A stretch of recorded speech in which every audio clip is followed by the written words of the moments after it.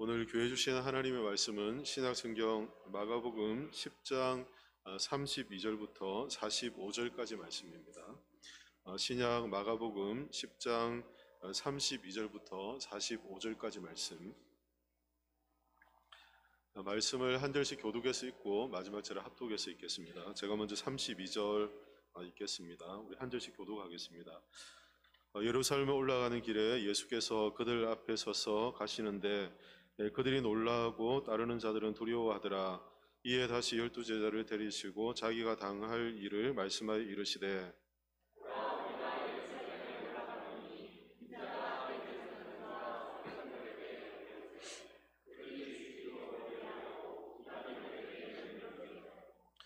그들은 능욕하며 침뱉으며 채찍질하고 죽일 것이나 그는 3일 만에 살아나리라 하시니라.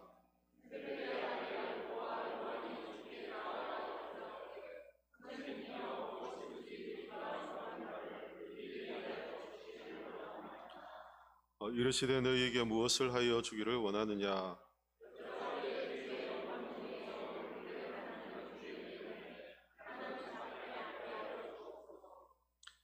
예수께서 이르시되 너희는 너희가 구하는 것을 알지 못하는도다. 내가 마시는 잔을 너희가 마실 수 있으며 내가 받는 세례를 너희가 받을 수 있느냐?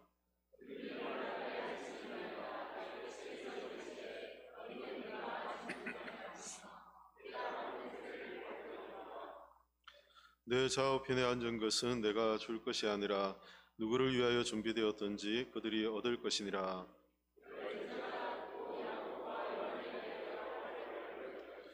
예수께서 우리 그러면 다 같이 읽겠습니다. 42절부터 45절까지 같이 한 목소리로 읽겠습니다. 예수께서 불러다가 이르시되 이방인의 집권자들이 그들을 임의로 주관하고 그 고관들이 그들에게 권세를 부리는 줄을 너희가 알거니와 너희 중에는 그렇지 않을지니 너희 중에 누구든지 크고자 하는 자는 너희를 섬기는 자가 되고 너희 중에 누구든지 어뜸이 되고자 하는 자는 모든 사람의 종이 되어야 하리라. 인자가 없는 것은 섬김을 받으려 함이 아니라 도리어 섬기려 하고 자기 목숨을 많은 사람의 대속물로 주려 함이니라. 아멘. 네, 우리 한번 인사하도록 하겠습니다. 옆에 분들과 함께 우리 사랑합니다, 축복합니다 이렇게 인사하겠습니다. 사랑합니다, 축복합니다. 왜 사랑합니다 안 해요?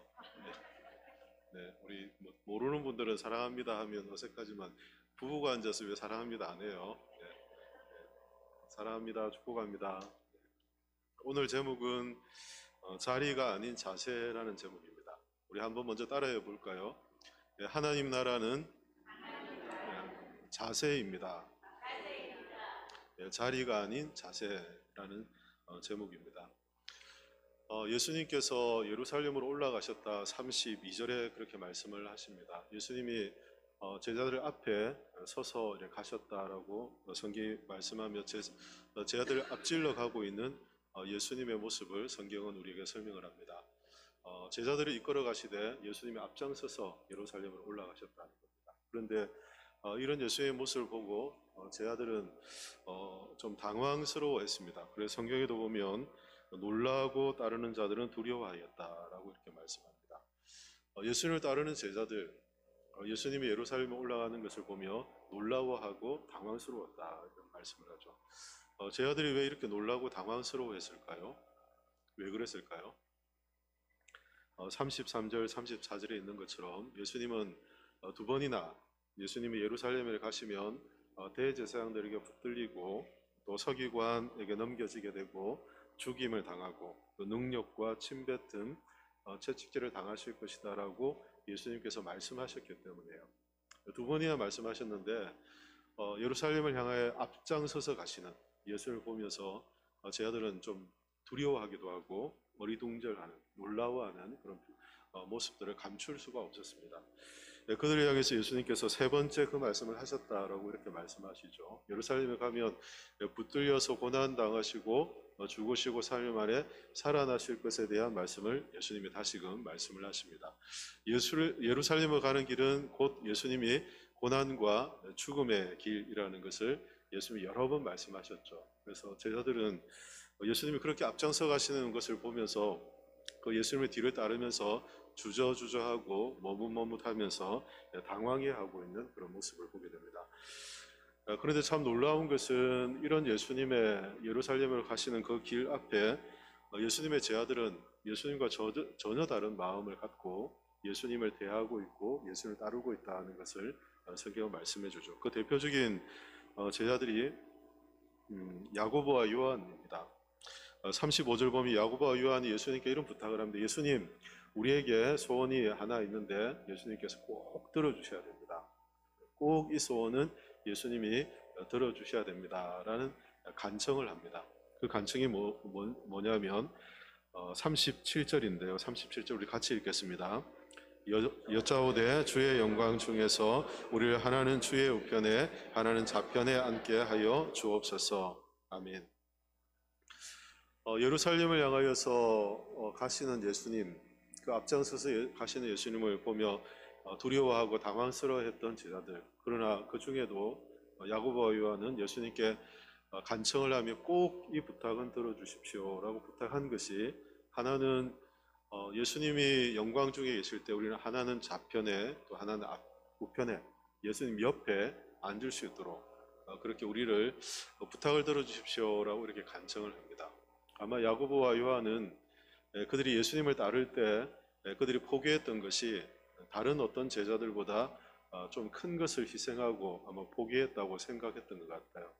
지난번 우리 살펴본 것처럼 가업을 포기하고 주님을 따랐거든요. 그래서 뭐 베드로나 다른 제자들처럼 그저 자기 신의 직업을 버린 것 정도가 아니라 가업이니까 큰 것을 희생하고 주님을 따랐던 그런 희생이 있습니다.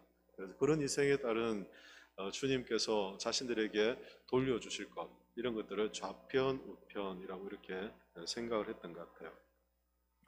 아마 이런 부탁을 했던 야고보와 요한의 마음에는 예수님이 예루살렘에 가시면 반드시 메시아로서 하나님 나라를 이루실 것이라는 그 확신이 있었던 것 같아요. 한번 우리 생각해 보시죠. 만약 그런 확신이 없었다면 예수님께 이런 부탁을 꼭 들어달라고, 예수님이 들어주실 수 있는 부탁이라고 부탁을 했겠습니까? 확신이 없었다면 이런 부탁을 안 했겠죠. 예수님이 예루살렘에 가시면 그들이 생각하던 유대인의 왕이고 메시아로서 나라를 새롭게 할 나라가 될 것이다. 왜냐하면 많은 사람들이 예수님을 임금으로 세우려고 했고, 많은 사람들이 예수님을 따르며 예수님이 우리를 구원할 메시아라고 인정함에 따르는 사람들이 많았기 때문에 예루살렘으로 예수님이 가시면 예수님이 그곳에서 왕이 되실 것이다 라는 그런 기대감을, 확신이 가졌다는 것입니다. 이 확신이 아마 흔들림이 없었던 것 같아요. 그래서 예수님께 부탁을 한 것입니다. 예수님, 이스라엘의 왕이 되시면 우리 오른쪽에 하나는 왼쪽에 앉혀주십시오 라고 부탁을 한 것입니다. 그러나 야고보와 요한이 생각했던 예수님이 이스라엘 왕이 된다는 것은 예수님이 이루려고 하시는 하나님 나라와는 정다른 육신적이고 그들이 기대했던 이 세상의 왕국을 꿈꾸고 있던 그들의 기대였죠. 그것이 반드시 이루어질 거라는 그런 기대를 가졌습니다. 그러나 주님이 지금 가시는 길은 고난의 길이었고 하나님 나라를 이루는 길이었고 세상을 구원하는 길이라는 것을 그들은 아직도 잘 깨닫지 못하고 있는 야고보와 요한 그리고 다른 제자들의 모습을 보게 되죠. 그들을 향해서 예수님께서는 단칼에 안 돼! 라고 자르지 않습니다. 어떻게 하십니까? 이건 35절인데요. 35절 같이 읽겠습니다. 세베대의 아들 야고보와 요한이 주께 나와 여짜오되 선생님이여 무엇이든지 우리가 구하는 바를 우리에게 하여 주시기를 원하옵나이다. 이르시되 너희에게 무엇을 하여 주기를 원하느냐. 주님은 단칼에 거절하지 않으셨어요. 그러시면서 주님께서는 그들의 마음과 그들의 기대를 아시면서도 그들에게 무엇을 하여 주기를 원하느냐라고 주님께서 물으세요. 그랬더니 하나는 오른쪽에 또 하나는 왼쪽에 함께 해주십시오라고 말씀을 합니다. 이런 야고보와 요한의 부탁을 들은 예수님께서는 이런 말씀을 하시죠. 38절 제가 읽겠습니다.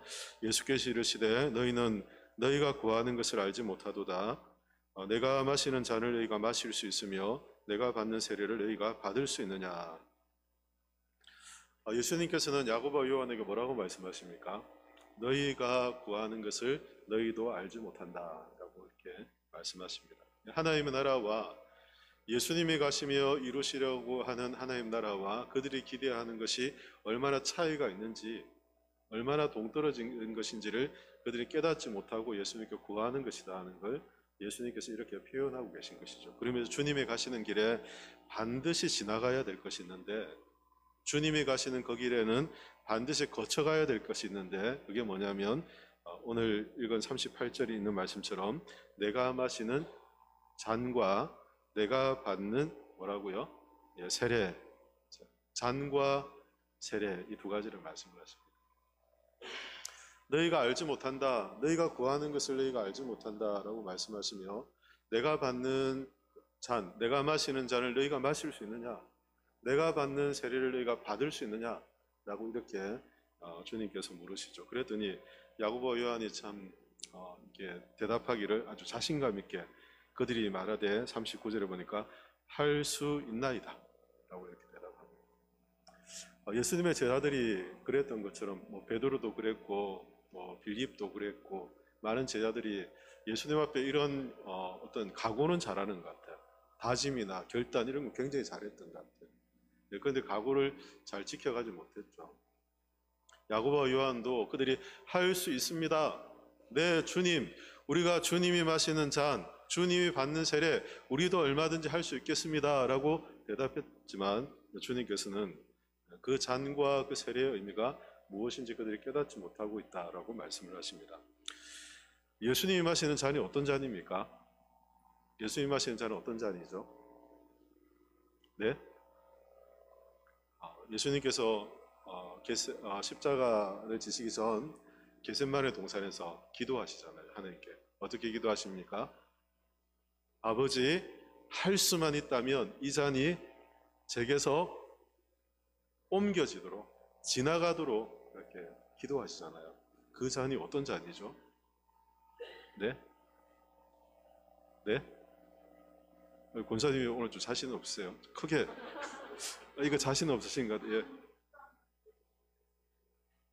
예. 자신 없게 얘기하시네요. 예수님이 말씀하시는 잔이 어떤 잔이죠? 지금 저희가 이제 고난주간 앞두고 또 부활주일 앞두고 있잖아요.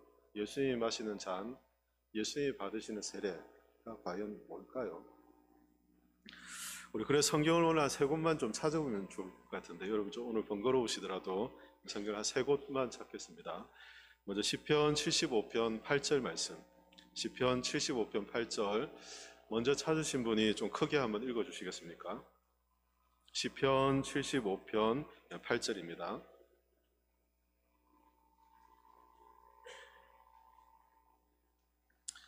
누가 큰 목소리로 한번 읽어주시겠습니까?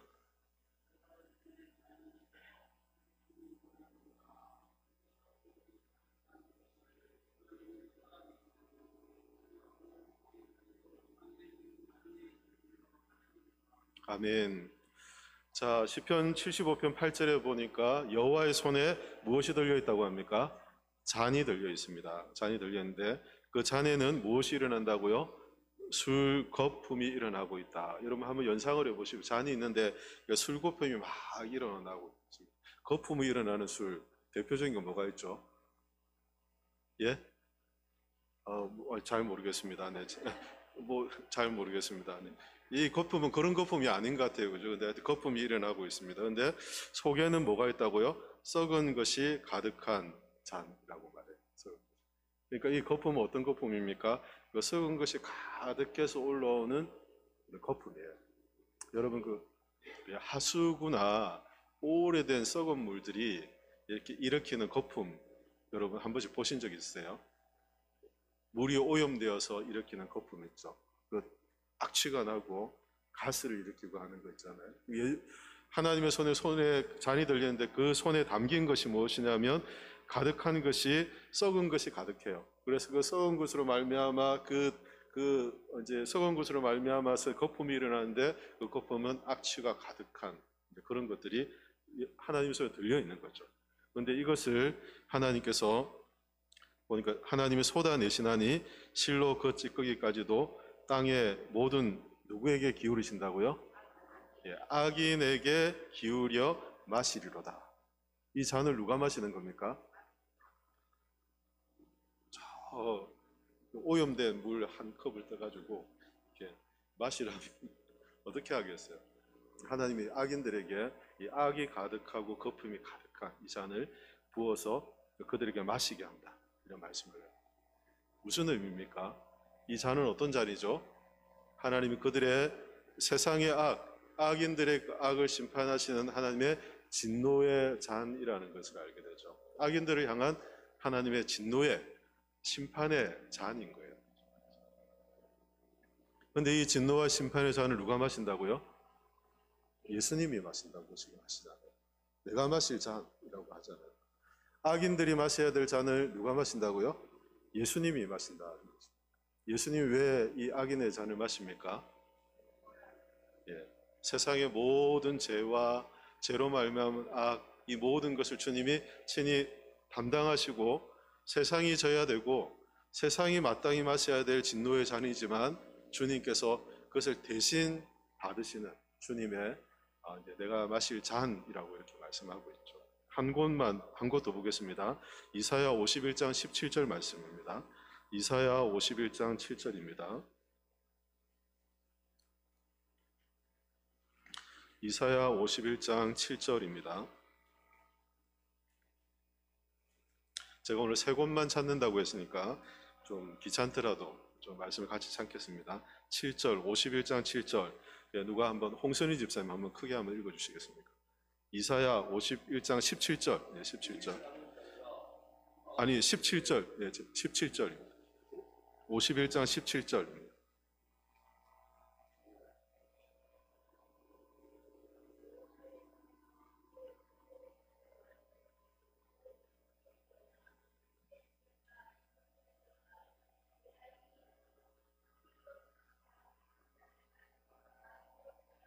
아멘. 17절에 이렇게 말씀을 하죠. 여호와의 손에 그의 무슨 잔요? 분노의 잔이라고 이렇게 말씀하고 있죠. 분노의 잔을 누가 마셨다고 합니까? 아니요, 여기 성경에서 말입니다. 성경에서 예루살렘이요. 예루살렘이 하나님의 분노의 잔을 마신 이유가 뭡니까? 그들의 죄악으로 말미암아 하나님의 진노와 하나님의 심판으로 말미암아 그들에게 깨어날지어다 또 깰지어다 일어설지어다 하나님께서 그렇게 말씀을 하시죠. 그러니까 이 잔 하나님께 손에 들려있는 잔 주님이 마시겠다고 하는 이 잔은 어떤 잔이라고요? 하나님의 죄에 대한 진노의 잔이라는 걸 알게 되죠. 예수님이 이걸 지금 누구에게 말씀하십니까? 야고보 요한에게 예수님이 나중에 왕이 되시면 저는 오른쪽에 동생은 왼쪽에 좀 앉게 해주십시오. 이거 꼭 들어주셔야 됩니다. 우리가 어떻게 주님을 따랐는지 주님이 아시잖아요. 내가 뭘 포기했는지 주님이 아시잖아요. 그래서 이건 꼭 들어주셔야 됩니다라고 부탁할 때 주님이 하신 말씀이 뭡니까? 너희가 내가 마신 잔을 마실 수 있느냐? 예수님 마신 잔을 마실 수 있는 사람 한번 손 들어보세요. 상 드릴게요. 지금. 우리 사람이 마실 수 있는 잔이 아니죠. 그래서 제가 고난주간이 되면 늘 이제 말씀드리는 것 중에 하나인데 예수님의 십자가의 고난에 동참한다고 금식하고 또 기도하고 하는 건 우리의 경건을 위해서 굉장히 중요한 일입니다. 금식하고 기도하고 또 주님의 십자가의 고난을 묵상하고 하는 건 좋은 일이죠. 그러나 우리가 조금 금식한다고 고난에 동참할 수 있는 건 아닙니다. 무슨 말이냐면 우리가 좀 금식하고 좀 우리가 힘들게 뭔가 우리가 어떤 신앙적 각오를 하고 한다고 해서 세상을 구원하는 주님의 이 하나님의 진노의 잔을 마시는데 우리가 함께 참여할 수 있는 건 아니라는 거죠. 이해가 되시죠? 누구만 하실 수 있는 일입니까? 주님만이 하시는 거죠. 그 주님이 이루신 일 때문에 우리가 그 주님의 이루신 일을 감사하고 묵상하고 그래서 우리에게 이루어진 이 구원과 생명이 얼마나 놀라운지를 우리가 그래서 고난주간이 우리가 슬퍼하고 애통하는 시간이기보다 오히려 주님이 하시는 일들에 감사하는 시간이 되어야 합니다. 저희 교회는 고난주간에 패션 오브 크라이스트 같은 영화 이런 거 장면 이런 거 잘 보여드리진 않아요. 제가 이제 청소년 사회 가고 청년 사회 갈 때는 그런 걸 설교 중에 보여줬거든요. 잔인한 장면들이 있어요. 진짜 잔인해요. 너무 극심한 고통을 이렇게 영화를 잘 묘사해서 야, 저 정도면 예수님의 죽으심이 얼마나 고통스러웠는지를 잘 표현할 수 있는 영상들이 있어요. 그런데 자칫하면 그 고난의 의미에 고통에만 주님의 이 십자가 의미를 우리가 한정해서 볼 수 있어요. 주님의 고난은 그저 얼마나 힘들었는지, 얼마나 십자가가 지기 버거운 거였는지, 얼마나 철저하게 고난받았는지 거기에 있는 게 아니에요. 주님의 고난은 세상의 죄를 대신 담당하시는 하나님의 무엇을 받은 겁니까? 진노를 받는 고난이었다는 거죠. 하나님의 진노가 이 세상 죄를 향하여 쏟아진 것을 우리가 볼 줄 알아야 되는 거죠. 그저 얼마나 힘들었을까? 나를 위해서 저 채찍을 맞고 십자가에 못 박히시는 게 얼마나 아팠을까? 그 정도가 결코 아니라는 거죠. 하나님의 엄중한 진노와 그 심판이 주님께 내려진 것을 우리가 묵상하고 우리가 참여할 수 있는 게 아니죠. 그러나 그것으로 인해 우리에게 주어진 것이 얼마나 영광스러운가를 우리가 묵상하는 기간들이 고난주가 묵상의 기간들입니다. 또 주님께서 말씀하시는 건 내가 받는 세례라고 하시는데요. 여러분, 세례가 뭡니까? 오늘도 세례 받는 분이 계신데요. 세례는 문자적으로 물에 잠기다라는 뜻입니다. 물에 잠근다라는 뜻이거든요. 물에 잠근다는 것은 물에 완전히 잠겨서 우리의 육신의 모습은 죽고 다시 물에서 올라왔을 때 새로운 생명을 얻는다라는 의미로 이 세례, 물에 잠그고 다시 물에서 나오는 이런 과정들을 거칩니다. 물론 이것이 오늘 우리가 세례할 때는 물을 머리에 얹는 것으로 상징적으로 합니다만 이 세례가 그런 의미가 있는 것입니다. 우리가 죄에 대해 죽고 죄에 완전히 잠겨서 내가 숨을 쉴 수 없을 정도로 죄에 대해 죽고 예수로 말미암아 살아난 인생이 되었다. 예수님을 말미암아 내가 생명을 얻었다. 이것을 고백하는 시간이 세례라는 것입니다. 그래서 세례는 깊이 물에 죄와 죽음, 사망으로 깊이 잠겼다가 다시금 살아나는 것을 세례라고 하거든요. 예수님께서 그런 말씀을 하시잖아요. 나의 세례, 내가 받는 세례라고 하십니다. 누가복음 12장 50절입니다. 누가복음 12장 50절 우리 한번 찾아서 누가 큰 소리로 한번 읽어주시겠습니까? 누가복음 12장 50절 말씀입니다.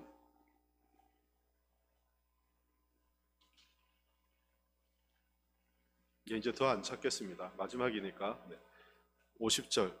아까 읽으려다가 놓치신 우리 홍 집사님 한번 더. 목소리가 크시니까 부탁드리는 겁니다.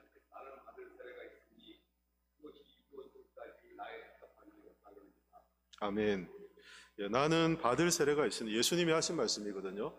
예수님이 받을 세례를 누가복음에서 얘기하고 계세요. 그런데 이 세례를 대해서 말씀하시면서 그것이 이루어지기까지 나의 무엇이요?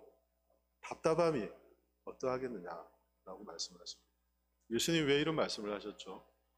죄와 사망, 죽음이죠. 그것에 깊이 잠겨 있을 때의 주님의 고통스러움을 이렇게 답답함이라고 이렇게 표현하고 계신 것이죠.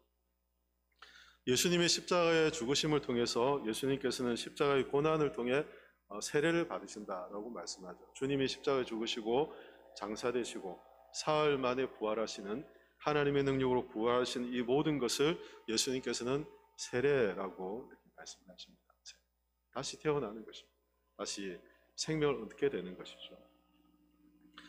이러한 세례는 단순히 겉으로 드러나는 고통에 그치지 않습니다. 고통으로 머물지 않죠. 죽음 자체가 완전히 우리의 전 인격을 잠그고 새롭게 태어나는 것처럼 주님이 받으시는 이 세례를 통해 예수님께서 하나님의 능력으로 우리의 영원한 생명을 우리가 주시는, 영원한 생명을 나타내시는 이 세례를 우리에게 말씀을 하십니다. 그런데 이 세례를 예수님께서 야고보와 요한에게 예수님 하나는 오른편에 하나는 왼편에 함께 해주십시오라고 이렇게 아무것도 알지 못한 채 주님의 고난과 주님의 십자가의 길을 알지 못한 채 얘기하는 이 제자들에게 너희가 나의 잔을 마실 수 있으며 내가 받는 세례를 받을 수 있느냐라고 물으십니다. 그런데 이 아무것도 모르는 제자들은 뭐라고 합니까? 네, 할 수 있습니다 라고 대답하는 거죠. 주님이 가시는 길과 제자들의 마음에 품고 있는 길은 너무나도 다른 길을 지금 가고 있는 거죠. 그래서 그들이 십자가의 길을 가고 예루살렘의 길을 가는 동안 그들의 걸음이 늦춰진 것은 다른 것에 있지 않았습니다. 박해가 그들의 걸음을 늦춘 것도 아니고 고난이 그들의 걸음을 늦춘 것도 아니에요. 핍박이 그들의 걸음을 늦춘 것도 아닙니다. 오히려 그들 안에 있는 마음의 허영심, 그들 안에 있는 야심, 인간적인 욕심과 질투심, 이런 것들이 그들이 십자가의 길을 가는데 그들이 향방을 잃고 헛된 방향으로 살아가도록 끊임없이 그들을 방황하게 하는 것들이었다는 것을 알게 됩니다. 오늘 우리가 믿음의 삶을 살고 주님의 십자가를 따라 살아가기에 우리의 걸음이 이렇게 늦어지는 것은, 우리가 방황하는 것은 다른 데 있지 않다는 것입니다. 주님과 다른 것을 보고 주님이 가시는 길과 다른 길을 가려고 하는 우리 안에 있는 헛된 허영심으로 말미암아 비롯되었다는 걸 알게 되죠. 그런데 이런 마음은 야고보와 요한뿐 아니었습니다.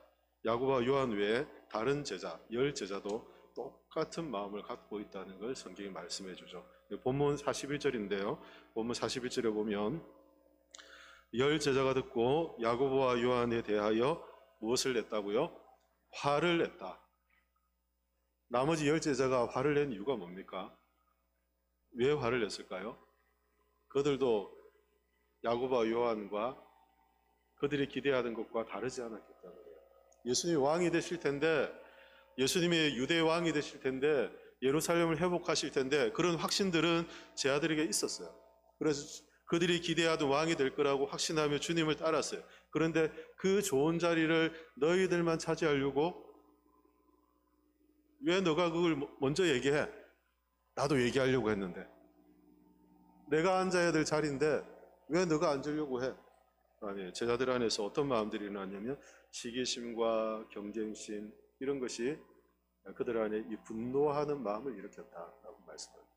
그러니까 제자들이 주님을 따라가지만 놀라워하고 두려워하면서 주님 앞서 가지 못하고 주님과 보조를 맞추지 못하고 그 뒤에 서서 그들의 늦은 걸음으로 주님을 따라가는 이유는 그들 안에 있는 이런 시기와 경쟁, 욕심, 헛된 허영심, 이런 것들이 가득해서 십자가의 길을 걷지 못하게 하는 그런 모습들을 보게 되죠. 오늘날 우리의 신앙생활에서도 우리가 자기중심적인 신앙생활에 빠지면 마치 제자들과 같이 우리 또한 십자가의 길을 간다 하지만 계속 방황하며 머뭇거리고 주저하고 우리의 걸음이 더뎌질 수밖에 없다는 것을 알게 되죠. 우리의 생각, 우리의 판단, 우리의 고집스러운 마음, 우리가 이루고자 하는 마음들, 인정의 욕구, 이런 것이 끊임없이 우리 안에서 일어나며 이런 것들로 말미암아 우리가 주님의 마음을 품기보다 우리가 우리의 걸음이 늦춰져서 주님을 따르지 못하고 큰 두려움 가운데 어리둥절하며 그 길에 서 있을 수밖에 없다는 것을 깨닫게 됩니다.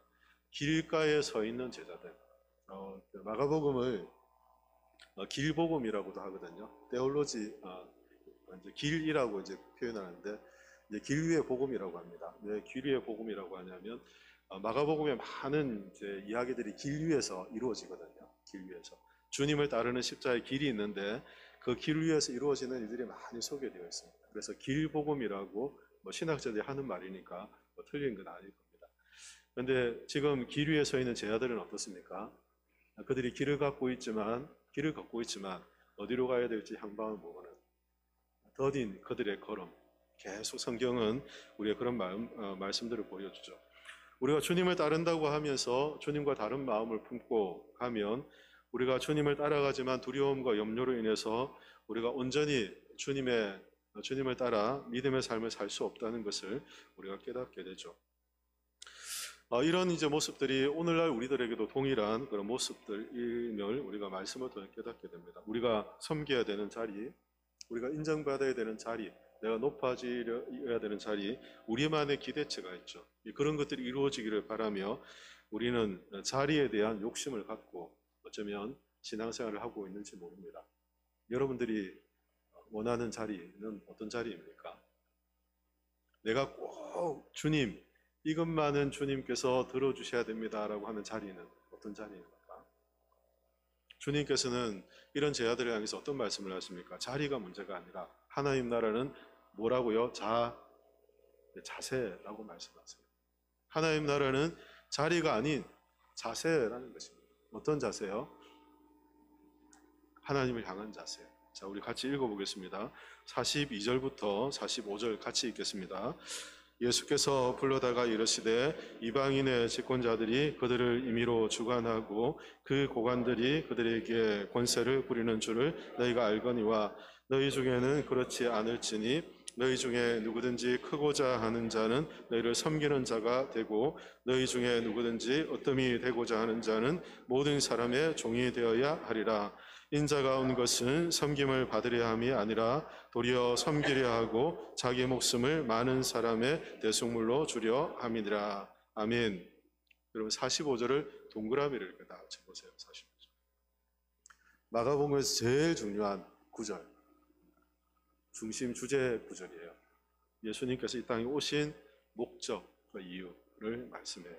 성경 전체 가장 중요한 주제라고 할 수 있죠. 예수님은 자기의 목숨을 많은 사람의 무엇으로 주려고요? 대속물로 주려 하십니다. 대속물이 뭡니까? 대신 지불하는 것. 대신 지불하는 것. 풀어주기 위해서 대신 지불하는 것. 대속물이거든요. 예수님은 죄와 사망과 죽음의 고통 가운데 있는 이 세상을 해방시키고 풀어주고 자유케 하기 위해서 예수님께서 이 땅에 오셨다는 거예요. 자신의 생명을 그렇게 내어주시기 위한 종과 섬김의 삶을 사신다라고 이렇게 말씀합니다. 말씀해 보면 예수님께서 제자들에게 그런 말씀을 하죠. 하나님 나라는 그렇지 않다는 것입니다. 그래서 43절에 이런 말씀을 하는데 너희 중에는 그렇지 않을지니 너희는 그렇지 않다. 너희 중에는 그렇지 않을지니 라고 말씀합니다. 세상은 고관들이 그래요. 집권자들이 그렇습니다. 어떻게 합니까? 임의로 주관합니다. 이 임의라는 것은 공정하지 않은 일 수 있습니다. 악이 가득한 그들의 판단과 생각대로 라고 얘기할 수 있죠.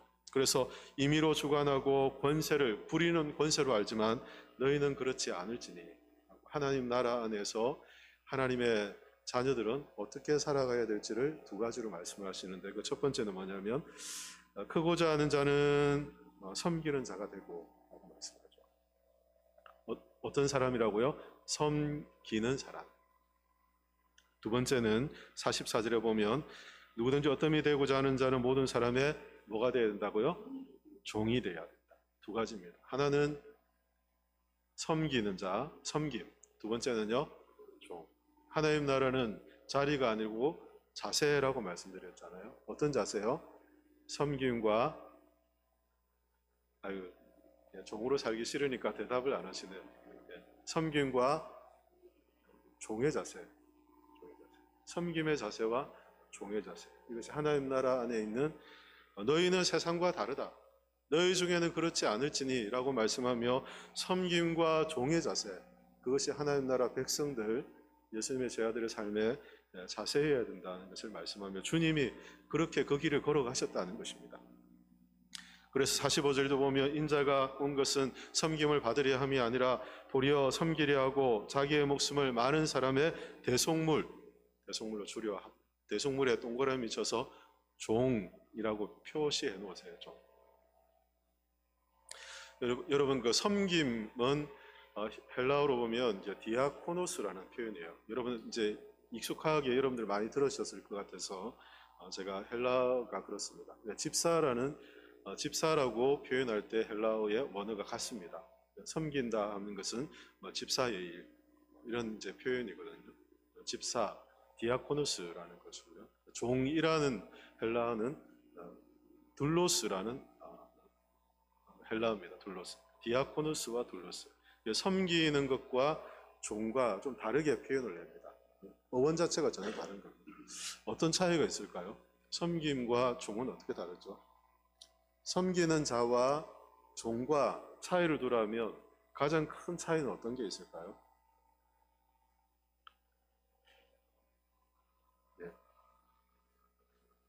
네. 너무 쉬운 질문을 제가 다음부터는 질문 수준을 좀 올리겠습니다. 네, 너무 대답을 잘하셨어요. 섬김은 자의적으로 자신의 의지를 가지고 하는 걸 섬김이라고 하고, 그래서 우리가 섬긴다 할 때는 나의 의지를 가지고 형제를 돌아보고 나의 의지를 가지고 형제의 필요를 채우고 나의 의지를 가지고 내가 희생하고 이런 것이 섬김입니다. 자신의 의지를 가지고 결단함으로 하는 것들을 말하죠. 근데 종은 어떻습니까? 종은 주인에게 딱 묶여 있죠. 주인이 하라고 하는 것을 주인의 뜻대로 주인이 원하는 방식을 따라서 하는 것이 종입니다. 그것에 어긋날 수 없는 거죠. 섬김과 종의 삶은 전혀 달라요. 그런데 주님께서는 어떻게 하셨다고 합니까? 내가 섬김을 받으려 온 것이 아니라 오히려 세상을 어떻게 한다고? 섬기려 하고 많은 사람의 대속물 제가 종이라고 표현하고 있잖아요. 종이라는 것은 하나님의 뜻에 순종함으로써 자신의 몸을 십자가에 내어주심으로 철저하게 종의 섬김에 종의 순종의 삶을 통해 하나님의 구원을 이루셨던 주님의 모습을 주님께서 말씀을 하신 섬김과 종의 자세를 말씀하고 있습니다. 그러면 주님께서 제자들에게 그런 말씀을 하시죠. 너희 또한 이 섬김과 종된 삶을 따라오라 하고 말씀하십니다. 따라오라. 기분 나쁘시죠? 안 나쁘세요? 예, 감사합니다. 네. 섬기고 종되라고 하면 기분 나쁘잖아요. 하나님 나라의 원리가 그렇다는 거죠. 우리가 어떻게 섬기고 자의적으로 섬기며 우리가 하나님의 뜻에 맞춰 순종하며 살아갈까? 우리 스스로의 안에 있는 제자들과 똑같은 마음이 우리 안에 있거든요. 자리를 탐하는 마음, 허영심이 있고 헛된 기대가 있고 우리 안에 막 희망 회로를 막 돌려서 이렇게 되지 않을까, 이렇게 돼야 될 텐데 우리 안에 잔뜩 기든 부푼 기대감을 우리가 갖고 살아요. 하나님의 뜻과 전혀 다른 우리만의 기대감을 갖고 우리는 살아요. 그런 우리가 어떻게 섬김과 종된 삶을 살 수 있습니까? 어떻게 우리가 살 수 있나요? 어떻게 하면 될까요? 주님께서 십자가에서 죽으시고 사흘 만에 부활하심을 통해 우리의 섬김이 되셨고 우리가 종된 삶을 살아갈 수 있는 은혜를 주님께서 우리에게 허락해 주시기 때문에요. 주님께서 이 모든 것을 다 이루어 주셨고 우리가 그 주님의 길을 걸어갈 때 우리 또한 섬김과 종된 삶을 살아갈 수 있도록 주님께서 우리에게 은혜를 주시고 주님이 성취하시고 이루시고 우리가 그 길을 가도록 우리를 이끄시는 우리 주님이 계시기 때문에 가능한 일들이 되는 것입니다.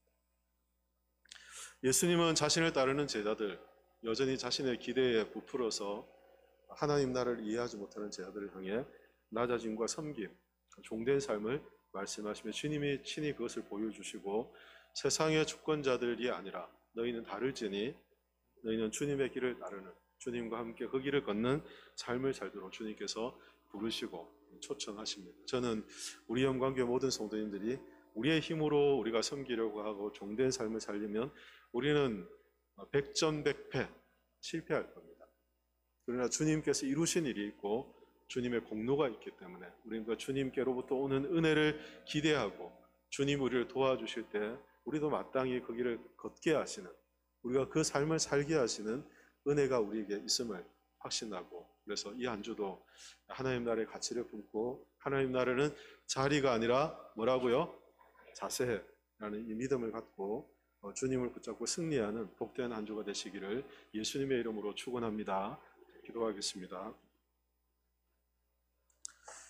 살아계신 하나님 은혜를 감사합니다. 오늘 주신 말씀처럼 우리가 하나님 나라 안에서 섬김과 또 종된 삶, 주님이 보이신 이 믿음의 길을 저희가 걸어야 할 텐데 여전히 우리 안에 허영심과 과다한 욕망에 이끌리는 욕심에 이끌리는 우리의 마음들을 주님 앞에 고백합니다. 하나님께서 이 마음들을 주님의 십자가의 능력으로 다스려 주시고 우리가 기쁨으로 주님을 따르며 하나님께로부터 오는 영광스러움을 기대하며 살아가는 복된 인생 될 수 있도록 하나님 은혜를 더해 주시옵소서. 감사드리며 살아계신 예수 그리스도